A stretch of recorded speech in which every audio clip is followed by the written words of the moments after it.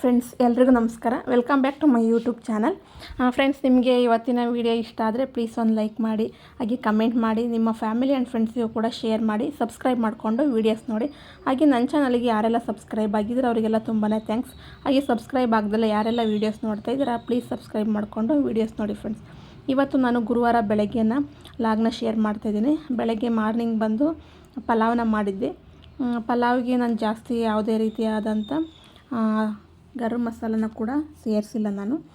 ಏನಕ್ಕೆ ಅಂದರೆ ನನ್ನ ಮಗ ಬಿದ್ದು ನಾಲ್ಗೆಗೆ ಏಟು ಮಾಡ್ಕೊಂಡಿದ್ದ, ಅದಕ್ಕೋಸ್ಕರ ಅವನಿಗೆ ತಿನ್ನೋದಕ್ಕೆ ಖಾರ ಆಗುತ್ತೆ ಅಂತ ಸ್ವಲ್ಪ ಸ್ವೀಟಾಗಿರಲಿ ಅಂತ ಕ್ಯಾರೆಟು ಮತ್ತು ಬೀಟ್ರೋಟನ್ನು ಎರಡನ್ನೂ ಮಾತ್ರ ಸೇರಿಸಿ ಸಿಂಪಲ್ಲಾಗಿ ಪಲಾವ್ ರೆಸಿಪಿನ ಮಾಡ್ತಾಯಿದ್ದೀನಿ.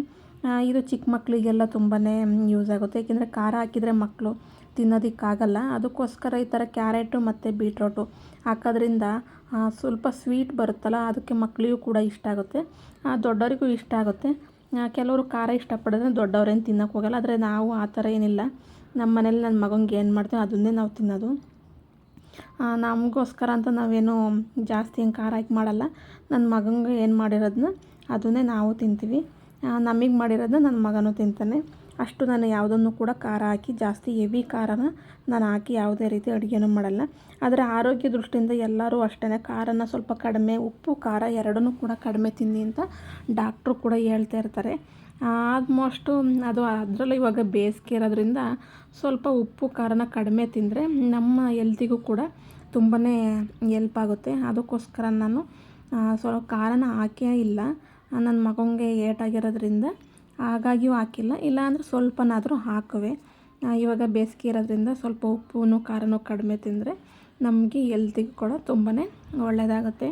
ಅದಕ್ಕೋಸ್ಕರ ನಾನು ಸ್ವಲ್ಪ ಉಪ್ಪು ಖಾರ ಎಲ್ಲ ಕಡಿಮೆನೇ ಹಾಕಿ ಪಲಾವ್ನ ಮಾಡ್ತಿದ್ದೀನಿ. ಕ್ಯಾರೆಟು ಬೀಟ್ರೋಟು ಹಾಕೋದ್ರಿಂದ ತುಂಬಾ ಚೆನ್ನಾಗಿರುತ್ತೆ ಪಲಾವು. ಟೇಸ್ಟ್ ವೈಸ್ ಮಾತ್ರ ಚೆನ್ನಾಗಿರುತ್ತೆ. ಗರಂ ಮಸಾಲ ಸ್ಪೈಸಸ್ ಯಾವುದನ್ನು ಕೂಡ ಹಾಕಿಲ್ಲ ಅನ್ನೋದು ಬಿಟ್ಟರೆ ಇನ್ನು ಮಾಮೂಲಿ ಪಲಾವ್ನ ನಾವು ಯಾವ ರೀತಿ ಮಾಡ್ತೀವಿ ಅದೇ ರೀತಿಯೇ ಮಾಡಿದ್ದೀನಿ. ತುಂಬಾ ಚೆನ್ನಾಗಿ ಬಂತು ಮಾತ್ರ ಪಲಾವು. ಟೇಸ್ಟ್ ವೈಸು ಅಷ್ಟೇ ತುಂಬಾ ಚೆನ್ನಾಗಿತ್ತು. ನನ್ನ ಮಗ ತುಂಬಾ ಇಷ್ಟಪಟ್ಟು ತಿಂದ. ಅವನಿಗೆ ಬಿದ್ದು ನಾಲ್ಗೆಗೆ ಏಟು ಮಾಡ್ಕೊಂಡಿದ್ದ. ಮಕ್ಕಳು ಅಂದ್ರೇ ಹಂಗೆ, ಅವರು ಆಟ ಆಡೋದು ಜಾಸ್ತಿ ಅಲ್ಲ, ಹಾಗಾಗಿ ಬಿದ್ದು ಏಟು ಮಾಡ್ಕೊಳೋದು ಸ್ವಲ್ಪ ಜಾಸ್ತಿನೇ ಇರುತ್ತೆ. ನಾವು ಎಷ್ಟೇ ಕೇರಾಗಿ ನೋಡ್ಕೊಂಡ್ರು ಕೂಡ ಅಷ್ಟೇ ಮಕ್ಕಳು ಆಟ ಆಡ್ತಾ ಇರ್ತಾರೆ. ಯಾವಾಗಲೂ ಕೂಡ ನಾವು ಅವ್ರ ಮುಂದೆನೇ ಕೂತಿರೋಕ್ಕಾಗಲ್ಲ. ಕೆಲಸ ಮಾಡೋದು ಬಿಟ್ಟು ಅವ್ರ ಮುಂದೆನೇ ಕೂತ್ಕೊಂಡು ಅವ್ರನ್ನೇ ನೋಡೋಕ್ಕಾಗಲ್ಲ. ಏಕೆಂದರೆ ಮಕ್ಕಳು ಅಷ್ಟೇ ಅವ್ರ ಪಾಡಿಗೆ ಅವ್ರನ್ನ ಬಿಡಬೇಕು, ಆಟ ಆಡೋದಕ್ಕೆ ಆಕ್ಟಿವ್ ಆಗಿ ಇರಲ್ಲ. ಇಲ್ಲಾಂದರೆ ಅದಕ್ಕೋಸ್ಕರ ಮಕ್ಕಳೂ ಅಷ್ಟೇ ಸ್ವಲ್ಪ ನಾವು ಅವ್ರನ್ನ ಆಕ್ಟಿವ್ ಆಗೋಕ್ಕೆ ಅವ್ರನ್ನ ಅವ್ರ ಪಾಡಿಗೆ ಅವರು ಬಿಡಬೇಕು. ಈಗ ತುಂಬ ಜನ ಸುಮಾರು ಹೇಳ್ತಾ ಇರ್ತಾರೆ, ನಾನು ಕೇಳಿದ್ದೀನಿ, 2 ವರ್ಷ ಆದ್ರೂ ಮಾತಾಡೋಕ್ಕೆ ಬರಲ್ಲ, 3 ವರ್ಷ ಆದರೂ ಮಕ್ಕಳಿಗೆ ಮಾತಾಡೋಕ್ಕೆ ಬರಲ್ಲ ಅಂತ ಹೇಳ್ತಾ ಇರ್ತಾರೆ. ಆದರೆ ಸ್ವಲ್ಪ ನಮ್ಮ ಮಕ್ಕಳನ್ನ ಅವ್ರ ಪಾಡಿಗೆ ಬಿಡಬೇಕು. ಆಮೇಲೆ ಯಾವಾಗಲೂ ಕೂಡ ಅವ್ರ ಹತ್ರ ಮಾತಾಡ್ತಾನೆ ಇರಬೇಕು. ಆಮೇಲೆ ನಾವು ಮಾತಾಡಿದ್ದೆಲ್ಲನೂ ರಿಪೀಟ್ ಮಾಡಿಸ್ತಾನೆ ಇರಬೇಕು. ಆವಾಗ ಅವ್ರಿಗೂ ಅಷ್ಟೇ ಸ್ವಲ್ಪ ಕ್ಯಾಚ್ ಮಾಡ್ಕೊತಿರ್ತಾರೆ. ಮಕ್ಕಳನ್ನ ಆದಷ್ಟು ಹೊರಗಡೆ ಬೆಳೆಸ್ಬೇಕು. ಮಕ್ಕಳು ಜೊತೆ ಬೆರೆಯೋದಕ್ಕೆ ಬಿಡಬೇಕು. ಆ ರೀತಿ ಮಾಡೋದ್ರಿಂದ ಮಕ್ಕಳು ಬೇಗ ಮಾತಾಡೋದಕ್ಕೆ ಕಲಿತಾರೆ. ಇಲ್ಲ ನಾವೇ ಯಾವಾಗಲೂ ಅವ್ರನ್ನ ರಿಸ್ಟ್ರಿಕ್ಷನಲ್ಲಿ ಬೆಳೆಸ್ತಾ ಇದ್ದರೆ ಅವರು ಅಷ್ಟು ಆಕ್ಟಿವ್ ಆಗಿರೋಕ್ಕಲ್ಲ, ಮಂಕಾಗಿರ್ತಾರೆ ಮಕ್ಕಳು ಕೂಡ. ಅದಕ್ಕೋಸ್ಕರ ಮಕ್ಕಳ ಪಾಡಿಗೆ ಬಿಡಬೇಕು. ಏಟು ಮಾಡ್ಕೋತಾರೆ ಅಂತ ನಾವು ಯಾವಾಗಲೂ ಅವ್ರನ್ನ ಎತ್ಕೊಂಡೇ ಇರೋಕ್ಕಾಗಲ್ಲ. ಅವ್ರ ಪಾಡಿಗೆ ಅವ್ರನ್ನ ಬಿಟ್ಟರೆ ಅವರು ಸ್ವಲ್ಪ ಆಕ್ಟಿವ್ ಆಗಿರ್ತಾರೆ. ಇವಾಗ ಬಟ್ಟೆ ಎಲ್ಲ ವಾಶಿಗಿತ್ತು, ಬಟ್ಟೆ ಎಲ್ಲನೂ ವಾಶಿಗೆ ಹಾಕಿ ಮತ್ತು ಪೈಪೆಲ್ಲನೂ ಅಷ್ಟೇ ತೆಗ್ದಿಡ್ತಾ ಇದ್ದೆ. ಇವಾಗಂತೂ ಬಿಸಿಲು ತುಂಬ ಅಂದರೆ ತುಂಬಾ ಬಿಸಿಲಿದೆ, ಹೆವಿ ಬಿಸಿಲಿದೆ. ಅದರಲ್ಲೂ ವಾಷಿಂಗ್ ಮಿಷಿನ್ನಲ್ಲಿ ವಾಶ್ ಮಾಡಿದ್ರು ಅಂತೂ ಒಂದು 5 ನಿಮಿಷಕ್ಕೆ ಬಟ್ಟೆಗಳೆಲ್ಲ ಒಣಗೋಗ್ತವೆ. ಬೇಸಿಗೆ ಆಗಿರೋದ್ರಿಂದ ತುಂಬ ಚೆನ್ನಾಗಿ ಬಿಸಿಲಿದೆ, ತುಂಬಾ ಬೇಗನೆ ಬಟ್ಟೆಗಳೆಲ್ಲ ಒಣಗ್ತವೆ. ಅದರಲ್ಲೂ ವಾಷಿಂಗ್ ಮಿಷಿನಲ್ಲಿ ವಾಶ್ ಮಾಡಿದ್ರು ಅಂತೂ ಒಂದು 5-10 ನಿಮಿಷನೇ ಸಾಕು, ಬಟ್ಟೆಗಳೆಲ್ಲ ನೀಟಾಗಿ ಒಣಗ್ತವೆ. ಬಟ್ಟೆ ಎಲ್ಲನೂ ವಾಶಿಗೆ ಹಾಕಿ ಮತ್ತು ಒಣಗಾಕಿದ್ಮೇಲೆ ಹೋಗಿ ನಾನು ಸ್ನಾನ ಮಾಡ್ಕೊಂಡು ಬಂದೆ. ಈಗ ಫ್ರೆಶ್ ಅಪ್ ಆದೆ. ಇವಾಗ ಎಲ್ಲ ಬಟ್ಟೆ ಎಲ್ಲ ನೋಡ್ತಾಯಿದ್ದೀನಿ ಒಣಗಿದಾವ ಏನು ಅಂತ. ಬಿಸಿಲು ಅಂದರೆ ಹೆವಿ ಬಿಸಿಲಿದೆ. ಬಟ್ಟೆನ ಒಳಗಡೆ ಒಣಗಾಕಿದ್ರೂ ಸಾಕು. ನೋಡಿ, ಅದನ್ನೆಲ್ಲ ತೆಗ್ದು ಇವಾಗ ನಮ್ಮ ಮನೆಯವ್ರ ಶರ್ಟ್ ಎಲ್ಲನೂ ಇಲ್ಲೇ ಹಾಕಿದ್ದೆ. ಇಷ್ಟೇ ಜಾಗ ಇರೋದು, ಮೇಲ್ಗಡೆ ಹೋಗ್ಬೋದು, ಆದರೆ 5th ಫ್ಲೋರ್ ಇರೋದ್ರಿಂದ ಮೇಲೆ ಹತ್ತಕ್ಕಾಗಲ್ಲ. ಬಟ್ಟೆ ಎಲ್ಲ ತೊಗೊಂಡು ಲಿಫ್ಟೆಲ್ಲ ಇನ್ನೂ ನಡೀತಾ ಇದೆ, ಲಿಫ್ಟ್ ಕೆಲಸ ಎಲ್ಲ. ಅದಕ್ಕೋಸ್ಕರನೇ ಮುಂದೆ ಇಷ್ಟೇ ಜಾಗದಲ್ಲಿ ಒಣಗಿಸ್ತೀನಿ. ನನ್ನ ಮಗಂದೆಲ್ಲನೂ ಒಳಗಡೆ ಒಣಗಾಕ್ತೀನಿ. ಇದೆಲ್ಲ ನೋಡಿ, ಮನಿ ಪ್ಲ್ಯಾಂಟು ತುಂಬ ಚೆನ್ನಾಗಿ ಬರ್ತಾಯಿದೆ. ಅದರೊಳಗಡೆ ಸ್ವಲ್ಪ ಒಣಮೆಣ್ಸಿನ್ಕಾಯಿ ಬೀಜ ಬರುತ್ತಲ್ಲ ಅದನ್ನು ಹಾಕಿದ್ದೆ. ಅದು ಚೆನ್ನಾಗಿ ಬಂದಿದೆ. ಮೆಣಸಿನ ಗಿಡನೂ ಕೂಡ ಅಷ್ಟೇ, ಮತ್ತು ಪೆಪ್ಪರ್ದು ಅಷ್ಟೇ ತುಂಬ ಚೆನ್ನಾಗಿ ಬಂದಿದೆ. ಇದು ಬಂದು ತುಳಸಿ ಗಿಡ. ಇವಾಗ ಬೇಸಿಗೆ ಆಗಿರೋದ್ರಿಂದ ಬಿಸಿಲಿಗೆ ಸ್ವಲ್ಪ ಚಿಗುರೋದು ಕೂಡ ಕಡಿಮೆ ಆಗಿದೆ. ಪರವಾಗಿಲ್ಲ, ಚೆನ್ನಾಗಿ ಚಿಕ್ತಿದೆ. ಬಟ್ಟೆ ಎಲ್ಲನೂ ಒಣಗಾಕಿದ್ಮೇಲೆ ತರಕಾರಿ ಎಲ್ಲ ಖಾಲಿಯಾಗಿತ್ತು ಅಂತ ತರಕಾರಿ ತಗೊಬರೋಣ ಅಂತ ಇಲ್ಲೇ ನಮ್ಮ ಮನೆ ಹತ್ರ ಇರೋ ಒಂದು ತರಕಾರಿ ಶಾಪಿಗೆ ಹೋಗಿದ್ದು. ತರಕಾರಿ ಎಲ್ಲ ತೊಗೊಂಬಂದು, ತರಕಾರಿ ರೈಟು ಅಷ್ಟೇ ತುಂಬಾ ಆಗಿದೆ. ಅದರಲ್ಲೂ ಹೂವಿನ ರೈಟು ಅಂತೂ ತುಂಬಾ ಜಾಸ್ತಿ ಆಗಿದೆ. 100 ಗ್ರಾಮ್ ತೊಗೊಂಡ್ರೆ 100 ರೂಪಾಯಿನೇ. ಹೂವಿನ ರೈಟು ಅಷ್ಟು ಜಾಸ್ತಿ ಆಗಿದೆ. ಸ್ವಲ್ಪ ಜಾಸ್ತಿನೇ ತೊಗೊಂಬಂದೆ ಹೂವೆಲ್ಲನೂ. ತರಕಾರಿ ಎಲ್ಲನೂ ಜಾಸ್ತಿನೇ ತಂದೆ ಇರಲಿ ಅಂತ. ಆದರೆ ತರಕಾರಿ ತಂದ ದಿನವೇ ನಮ್ಮದು ಫ್ರಿಜ್ಜು ಹಾಳಾಗಿದೆ. ನಂಗೆ ಗೊತ್ತಾಗಲಿಲ್ಲ ಆವಾಗ. ನೋಡಿ, ತುಂಬ ತರಕಾರಿ ತಂದು ಫ್ರಿಜ್ಜಿಗೆ ಸ್ಟೋರೇಜ್ ಮಾಡಿ ಇಟ್ಕೊಳ್ಳೋಣ, ಪದೇ ಪದೇ ಹೋಗೋಕ್ಕಾಗಲ್ಲ ಅಂತ ಸ್ವಲ್ಪ ತರಕಾರಿನ, ಬೇಸಿಗೆ ಅಲ್ವಾ, ಸ್ವಲ್ಪ ತರಕಾರಿ ಐಟಮು ಜಾಸ್ತಿ ತಿನ್ನೋಣ ಅಂತ ತರಕಾರಿ ಎಲ್ಲ ತುಂಬಾ ತಂದಿದ್ದೆ. ಆದರೆ ತಂದಿದ್ದ ದಿನವೇ ನಮ್ಮ ಮನೆಯದು ಫ್ರಿಜ್ ಅಂದು ಹಾಳಾಗ್ಬಿಟ್ಟಿದೆ. ಆದರೆ ಹಾಳಾಗಿರೋದು ಅದು ನಂಗೆ ಅಷ್ಟು ಗೊತ್ತಾಗಲಿಲ್ಲ. ಆಮೇಲೆ ತರಕಾರಿ ಎಲ್ಲ ನೋಡಿ, ಇದು ಬಾಕ್ಸ್ನ ತೊಗೊಂಡಿದ್ದೆ, fridge air tight container box. ಪರವಾಗಿಲ್ಲ, ಚೆನ್ನಾಗಿದೆ ಅಂತಲೂ ಹೇಳೋಕ್ಕಾಗಲ್ಲ, ಚೆನ್ನಾಗಿಲ್ಲ ಅಂತಲೂ ಹೇಳೋಕ್ಕಾಗಲ್ಲ. ನೋಡಿ, ಇವಾಗ ತರಕಾರಿ ಎಲ್ಲ ನೀಟಾಗಿ ಜೋಡಿಸ್ತಾ ಇದ್ದೀನಿ.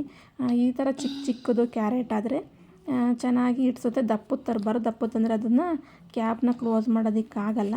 ಅದಕ್ಕೆ ನಾನು ಈ ಸಲ ಹೋದಾಗ ನೋಡಿ ಎಲ್ಲ ತರಕಾರಿನೂ ಕೂಡ ಇದು ಸ್ವಲ್ಪ ಚಿಕ್ಕದು ತರಕಾರಿ ತಂದೆ. ಚಿಕ್ಕ ತರಕಾರಿ ಆದರೆ ಬಾಕ್ಸಿಗೆ ನೀಟಾಗಿ ಸ್ಟೋರೇಜ್ ಮಾಡ್ಬೋದು. ಏರ್ ಟೈಟು ಇರೋದ್ರಿಂದ ತುಂಬಾ ಚೆನ್ನಾಗಿದೆ.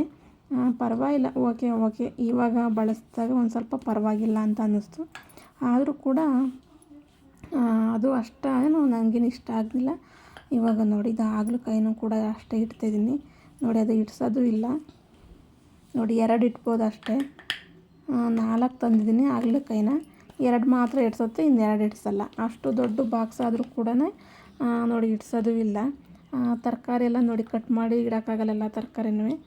ನಾನು ತರಕಾರಿ ಎಲ್ಲನೂ ಯಾವುದೂ ಕೂಡ ವಾಶ್ ಮಾಡಿ ಇಟ್ಟಲ್ಲ, ನಾನು ಹಾಗೇ ಇಡ್ತೀನಿ.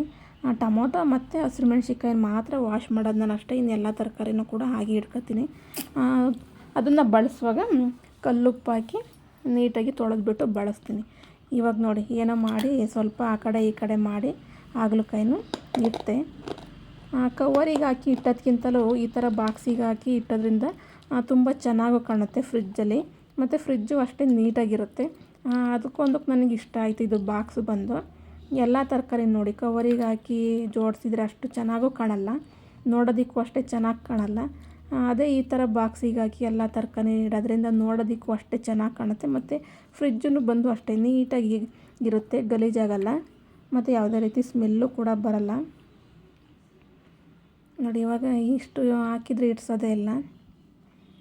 ಒಂದು ಸೌತೆಕಾಯಿನ ತೆಗಿಬೇಕು ಹೊರಗಡೆ. ನೋಡಿ, ನಾನು ಇದು ಸೆಟ್ ಆಫ್ 6 ಬಂದಿತ್ತು, ಚೆನ್ನಾಗಿತ್ತು, ಪರವಾಗಿಲ್ಲ. ನೋಡಿ, ಇದೆಲ್ಲ ಬಂದು ಸ್ವಲ್ಪ ಸಣ್ಣದೇ ತಂದಿದ್ದೀನಿ. ಬೀಟ್ರೋಟು ಅಷ್ಟೇ ತುಂಬ ದಪ್ಪದೆಲ್ಲ ತಗೊಂಬರುವೆ ಮೊದಲು. ಇವಾಗ ಬಾಕ್ಸಿಗೆ ಕೆಲವರು ತಂದ ತಕ್ಷಣ ತರಕಾರಿ ಎಲ್ಲನೂ ಉಪ್ಪು ನೀರೆಲ್ಲ ಹಾಕಿ ತೊಳೆದು ಸ್ಟೋರೇಜ್ ಮಾಡ್ಕೋತಾರೆ. ಆದರೆ ನಾನು ಆ ಥರ ಏನು ಮಾಡಲ್ಲ. ತೊಳೆದು ಮತ್ತು ಸ್ಟೋರೇಜ್ ಮಾಡಿದರೆ ತರಕಾರಿ ಎಲ್ಲ ಹಾಳಾಗುತ್ತೆ ಅಂತ ನಾನು ಹಾಗೇ ಇಡ್ತೀನಿ. ಟೊಮೊಟೊ ಮತ್ತು ಹಸಿರು ಮೆಣಸಿನ್ಕಾಯಿನ ಬಂದು ಮಾತ್ರ ಅದೆರಡನ್ನು ತೊಳಿತೀನಿ. ಇಲ್ಲ ಇನ್ನೆಲ್ಲದನ್ನು ಕೂಡ ಅದೇ ರೀತಿಯೇ ಇಡ್ತೀನಿ.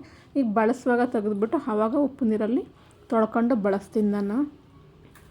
ಮತ್ತು ಬೆಳ್ಳುಳ್ಳಿ ರೈಟು ಅಷ್ಟೇ ತುಂಬಾ ಜಾಸ್ತಿ ಇತ್ತು. ನಾನು ಜಾಸ್ತಿ ಏನು ತರಲಿಲ್ಲ. ನಾನು ಬರೀ ಪಲಾವ್ ಮಾತ್ರ ಮಾಡೋದು, ಅದು ಬೇರೆ ಯಾವುದಕ್ಕೂ ಬೆಳ್ಳುಳ್ಳಿನ ಬಳಸೋದಿಲ್ಲ. ಅದಕ್ಕೆ ಸ್ವಲ್ಪನೇ ತಂದೆ. ಮತ್ತು ಮಶ್ರೂಮ್ನು ತಂದೆ. ಆದರೆ ನಮ್ಮದು ಫ್ರಿಜ್ಜು ಹಾಳಾಗಿತ್ತು, ನಂಗೆ ಗೊತ್ತಾಗಿಲ್ಲ ಅಂತ ಹೇಳಿದ್ನಲ್ಲ.